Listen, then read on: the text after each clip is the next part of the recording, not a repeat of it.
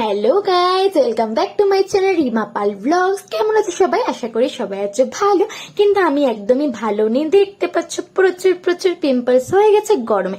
তো কি হয়েছে, আমি এমনিতেই সুন্দর, পিম্পলে আমাকে আরো দেখতে অনেক সুন্দর লাগছে, পুরো পরীর মতো। এরপরে পরী সেজে চলে এসেছি ঠাকুর রুমে, কারণ আজকে শনিবার আর আজকে আমি দেব বাড়িতে শনি পূজা, ছোট মোটো করে আমরা নিজেরা নিজে সবাই মিলে। তো এখন মাকে দেখতে পাচ্ছ, মার কাজ হচ্ছে কাটা, কারণ মা কাটা বাটা এগুলোতে খুব স্পিড, আর বাকি যেগুলো কাজ থাকে ছোট মোটো সেগুলো আমি করি, এগুলোতে আমি স্পিড। তো এখন নিয়ে বসে পড়েছি আম পল্লব, যেটা আমি গাছ থেকে পেরে এনেছি। এটা এখন আমি ঘটে ঢুকিয়ে ঘটের সাইজে করে নিচ্ছি। তো প্রথমে এটা খুব সুন্দর করে এটাকে কাটতে হবে, আর আমি এতই বুদ্ধিমান, দেখতে পাচ্ছ কি সুন্দর দাটা ফেলে আমি হাত দিয়ে এটাকে পেঁচিয়ে পেঁচিয়ে পেঁচিয়ে খুব কষ্ট করে টানাটুনি করে কাটার চেষ্টা করছি, কিন্তু অ্যাট লাস্ট কিছুই হলো না। তাই এটাই নিয়ে নিয়েছিস আরো একটা আম পল্লব, এটাকে এখন ধ্বংসের পথে আমি নিয়ে যাব, কিন্তু না, এটাকে আমি সুন্দর করে কাটবো। তাই আমি পেঁচিয়ে পেঁচিয়ে পেঁচিয়ে খুব জোর জোর করে করে টেনে টুনে এটাকে সুন্দর করে কাটলাম। এরপরে ভুলে গেলাম যে আম পল্লবে যেটা থাকে ঘটের উপরে বসে, সেটাতে কয়টা পাতা থাকে। এরপরে মা বলেছে 5টা পাতা থাকে। মাকে জিজ্ঞেস করছি, দেখতে পাচ্ছ 5টা পাতা থাকে। মা বলছে এতদিন থেকে ঠাকুর দি, কিন্তু দেখতে পারো আমার কি বলবো, আর আমাকে নিয়ে আমার এখন হাসি।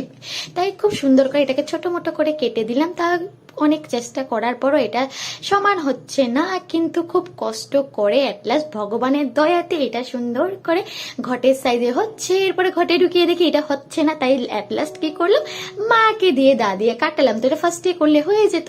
তো বেশি বুদ্ধিমান যারা থাকে তারা আমার মতোই কাজ করে।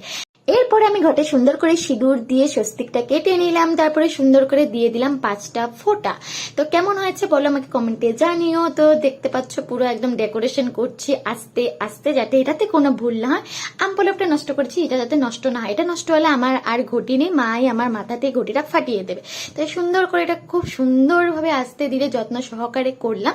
তো হয়েছে। এরপরে আম পল্লবে আমি দিয়ে দিয়েছি 5টা সিঁদুরের ফোঁটা, যেটা আমাদের নিয়ম থাকে সেটাই। তো আমার ঘর সাজানোটা কেমন হয়েছে সেটা তোমরা কমেন্টে জানিও। দেখো ইয়াহু, খুব সুন্দর করে সাজিয়ে দিয়েছি, কিন্তু সাজানোর পরে আমার সব কাজ কমপ্লিট, কিন্তু আমার মার এখনো কাটা চলছে আর চলছে। কি যে এত কাটছে সেটা মাই জানে। তো অনেক কষ্ট করে মা আজকে কাটছে, কারণ মারও আজকে শরীরটা ঠিক ভালো না, তাই একটু আস্তে আস্তেই করছে। যাই হোক, আমার বাড়ির ঠাকুরকে এখন তো পূজা দিতে হবে, তাই বাড়ির ঠাকুরের জন্য আমি সুন্দর করে ফল যেগুলো এনেছি শনি ঠাকুরের জন্য, সেগুলো আমি আগে একটু তুলে রেখেছিলাম। এগুলো তো আমি ঠাকুরের বাটাতে একটা একটা করে ফল দিয়ে দিয়েছি, যেগুলো আমি পুজোর জন্য কেটেছি। মা সেখান থেকে সব দিয়ে দিয়েছি। এরপরে সুন্দর করে এগুলো বাটার উপর আমি তুলসী পাতা দিয়ে দিচ্ছি। তো আমাদের পুজোতে তুলসী পাতা দিতে হয়, ঠাকুরের বাটাতে সুন্দর করে দিয়ে এখন চলে গেলাম নিচে, যেখানে শনি ঠাকুরের পুজো হবে সেখানে। জায়গাটা একটু অন্ধকার লাগছে কারণ এখানে লাইট নেই। আমাদের বাড়িটা বেশি দিন হয়নি বানিয়েছি, তো শনি ঠাকুরের বেদিটা এখনো বানানো হয়নি। আশা করি অল্প দিনের মধ্যেই আমাদের এটা বানিয়ে নেব। তো এখন একটু অন্ধকার লাগছে, কিন্তু একটু পরে মোমবাতি জ্বালানোর পরে সুন্দর করে আলো হয়ে যাবে। তো এখন মার বৌদি মিলে সুন্দর করে শনি ঠাকুরের সেখানে ফুল টুল দিয়ে সাজিয়ে দিচ্ছে। এখন বৌদি বসিয়ে দেবে ঘরটা, তো দেখতে থাকো।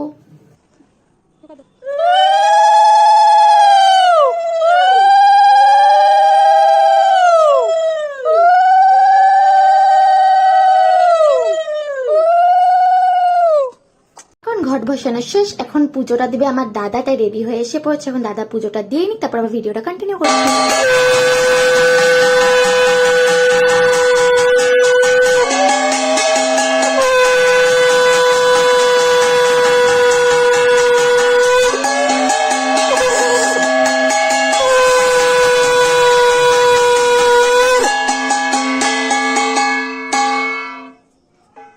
দেখতে পাচ্ছ দাদা সুন্দর করে শনি ঠাকুরের ধ্বনিটা দিয়ে দিয়েছে, পুজোটা দিয়ে দিয়েছে।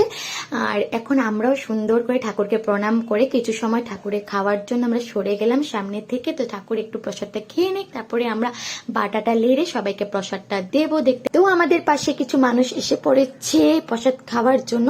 তো প্রতিবারের মতো এবার আমার উপরে চাপটা এসে পড়েছে প্রসাদটা দেওয়ার জন্য, যেটা আমি খুব বেশি লজ্জা পাই। কারণ আমি প্রসাদ দেওয়ার সময়, প্রসাদ কেন, আমি যে কোনো কিছু দেওয়ার সময় কারোর আমি সমান ভাগে ভাগ করতে পারি না, সমান মানে সবকিছু দিতে পারি না, একটাতে কিছু বেশি পড়ে যায়, একটাতে কিছু কম পড়ে যায়। তাই এবার ভেবেছি আস্তে ধীরেই করব, কিন্তু সবাই যাতে সবকিছু প্রসাদ পায় সেটার জন্য চেষ্টা করব।